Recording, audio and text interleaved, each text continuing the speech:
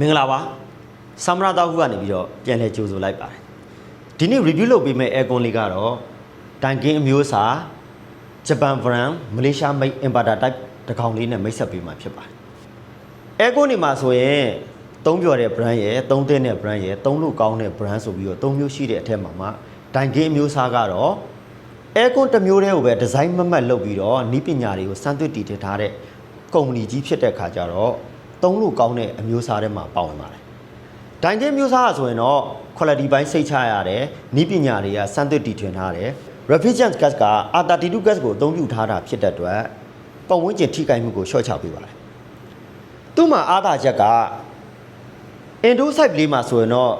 အလုံးလေးကသေးတယ်ပုံမှန် site လေးတွေနဲ့လုပ်ပေးထားတယ် outdoor ရဲ့ site မှာဆိုရင်လည်းသေးသေးလေးပဲကျစ်လက်တယ်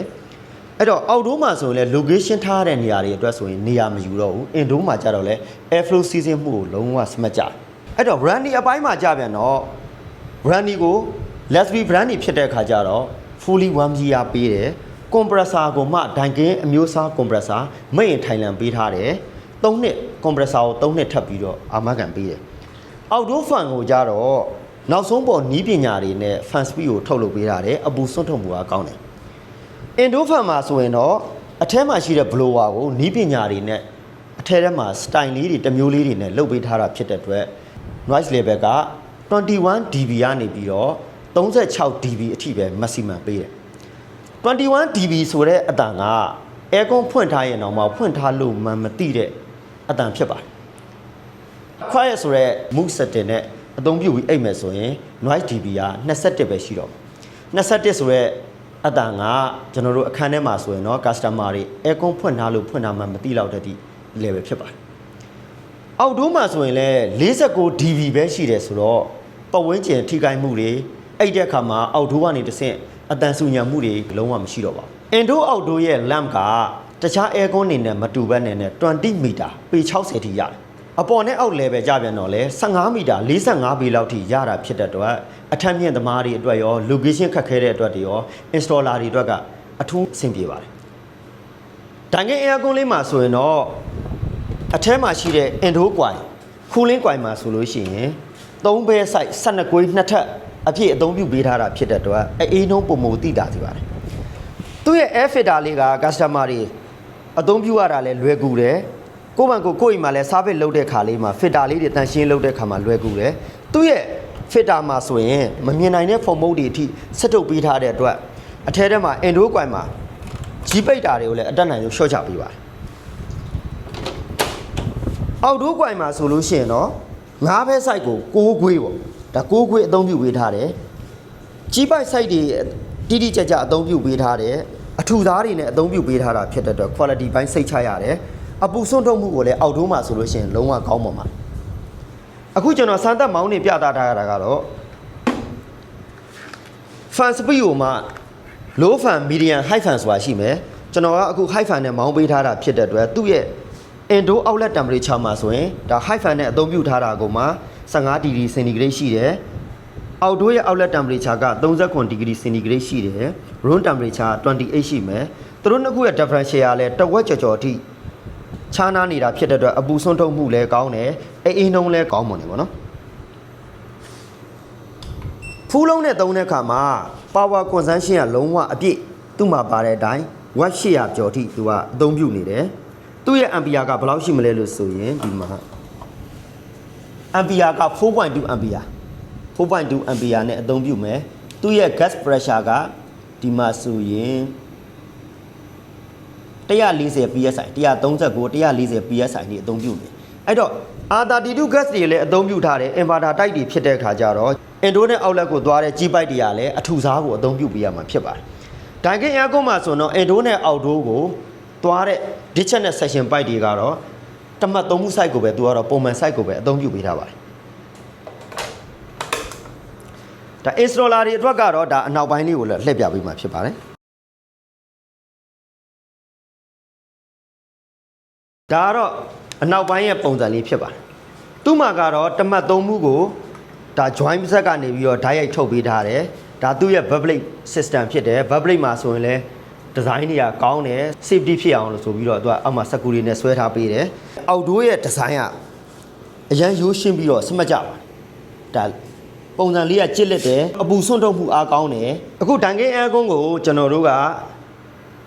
low fan high fan medium fan ဆိုပြီးတော့၃မျိုးနဲ့မောင်းပြမယ်အဲ့ဒီမှာသူ့မှာရှိတဲ့လောက်ပေါ် ampere တွေ watt တွေကဘယ်လောက်ထိစားတယ်ဆိုတာကိုစမ်းသပ်ပြီးမောင်းနေမှာဖြစ်ပါတယ်အခုကျွန်တော်တို့ကပထမဆုံးဒါ low fan နဲ့အသုံးပြုမယ် low fan မှာ customer တွေညာခင်းဘက်အိတ်တဲ့ခါမှာ quiet ပေါ့နော်အဲ့ဒီ system နဲ့မောင်းမယ်ဆိုရင်ဒီမှာ temperature ဘယ်လောက်ထိကျသွားမလဲ watt ဘယ်လောက်ထိကျသွားမလဲဆိုတော့ကျွန်တော်တို့ကကြည့်ရမယ်အခုကျွန်တော်တို့က quiet fan နဲ့အသုံးပြုမယ်ဒီမှာဆိုရင် noise level က22ပဲ21ပဲဖြစ်တော့မယ်အတန်ကလုံးဝမကြားရတော့အတန်မကြားရတော့ဘူးမောင်းလို့မောင်းထားမှမသိတော့ဘူး noise level ကဒီချိန်လောက်ဆိုရင်21ဖြစ်မယ်သူ့ရဲ့အေးအေးနှုန်းကတဖြည်းဖြည်းနဲ့ကျလာမယ်အခုလောလောဆယ်ဒါ indoor ရဲ့ outlet temperature မှာဆိုရင်14ပဲရှိတော့မယ်သူ့မှာက watt ဆိုရင်300ကျော်ပဲစားတော့မယ် watt 300ကျော်ပဲစားတော့မှဖြစ်တဲ့အတွက်80%လောက်ထိ energy saving ဖြစ်မယ်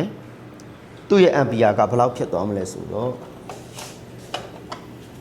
ampere 2.0 လောက်ပဲစားတော့တယ်သူ့ရဲ့ gas pressure ကတော့146ဖြစ်သွားတယ်တဖြည်းဖြည်းနဲ့သူက watt 200ကျော်လောက်295လောက်ထိကျသွားတယ်ဒီမှာ fan speed ကိုကျွန်တော်တို့ကနောက်ထပ် medium fan နဲ့အသုံးပြုကြည့်မယ်နော်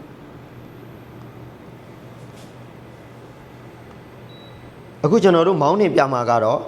medium fan သုံးမယ်ဒိုင်ဂင်းတွေရဲ့ Wolverine brand တွေဖြစ်တဲ့ခါကျတော့သူတို့တွေက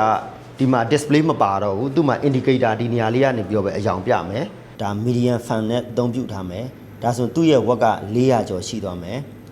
90%ပေါ့နော်90%ခုန watt 800ကျော်ဆိုတော့ medium fan နဲ့ဆိုရင် power saving က90%ဖြစ်သွားမယ် watt က400ကျော်ဖြစ်သွားမယ်သူ့ရဲ့ ampere ကဒီမှာဆိုရင် 3.0 2.9 3.0 လောက်ပဲရှိမယ်အဲ့တော့ high fan နဲ့မောင်းကြည့်မယ်ပေါ့နော် high fan နဲ့မောင်းကြည့်မယ်ဆိုရင်ဒီမှာ watt 900ကျော်နဲ့ဒီလောက်တွေ့ရတယ်ပေါ့နော်အဲ့တော့ကျွန်တော်တို့ဒီ remove မှာဆိုရင် swing အပေါ်အောက်ပါမယ်သူ့မှာက powerful ပါမယ် powerful နဲ့အသုံးပြုပြီးဆိုလိုက်တာနဲ့ဘာဖြစ်သွားမလဲလို့ဆိုတော့သူ့မှာရှိတဲ့ power တွေအကုန်လုံးနဲ့ fan speed တွေအမြင့်ဆုံးနဲ့သွားမယ် display ကဒီမှာဆိုရင် outlet temperature က indoor ရဲ့ outlet temperature က15 degree centigrade နဲ့ပဲပြမယ် full load ကတော့ watt 868ဒါဆို watt 868နဲ့အသုံးပြုမယ်ဒိုင်ကင်း aircon ရဲ့ remove မှာဆိုရင်တော့သူများတကာနဲ့ဘာလေးတွေမတူလဲတဲ့ဆိုတော့ remove ခိုးတာမပါဘူးဒီမှာ wall plug လေးနဲ့ဆွဲမယ်ပြီးလို့ရှိရင် jig လေးနဲ့ချိတ်ထားတယ်ဆိုရင်စမှတ်ကြတယ်ပေါ့နော်သူ့မှာက slim မှုပါမယ် eco function ပါမယ် powerful ပါမယ်နောက်တစ်ခုက mode ပေါ့နော်အထဲထဲမှာပါတဲ့ mode setting လေးတွေပြောင်းတာလေးတွေပါမယ်ရိုးရိုးရှင်းရှင်းနဲ့လည်းအသုံးပြုလို့ရတယ်ကန်ရတာလည်း smooth ဖြစ်တယ်ဒိုင်ကင်းဆိုတဲ့အတိုင်းပဲ quality ကောင်းတယ်အရည်သွေးစိတ်ချရတယ်ဈေးနှုန်းကတော့သူ့အနေနဲ့သူ့ quality နဲ့သူတင့်တယ်ဒီလိုမျိုး quality ကောင်းတယ်ဈေးနှုန်းတင့်တဲ့ဒိုင်ကင်း inverter မျိုးစားတွေကိုဝယ်ယူခြင်းနဲ့ဆိုလို့ရှိရင်တော့သမ္မရာသာဟုရဲ့ page 6ပေါက်ကနေပြီးတော့လဲမှာယူလို့ရရှိနိုင်ပါတယ်ဖုန်းနံပါတ်တွေဖြစ်တဲ့3994108953လုံးနဲ့3994116643ကိုဖုန်းဆက်ပြီးတော့လဲဝယ်လို့ရရှိနိုင်ပါတယ်လိပ်စာကတော့တိုက်21အခန်း10နဝရီရှော့ဟောက် commercial area ရန်ကုန်ပသိမ်လမ်းမကြီးရဲ့ဘေးအစစ်မြစ်မန်းမြို့တော်ရဲ့ဘေးကက်လျက်မှာရှိတဲ့စမရာတောက် showroom မှာစိတ်တိုင်းကြလာရောက်ဝယ်ယူနိုင်ပါတယ်အပရာစစ်စားပစ်ကောင်းမွန်တာကြောင့်ဝယ်ယူပြီးစိတ်ချမ်းသာစေရန်စမရာတောက်ပြုပြင်ထိန်းသိမ်းအဖွဲ့မှာဝယ်ယူပါလို့တိုက်တွန်းပါရစေ Customer satisfaction our future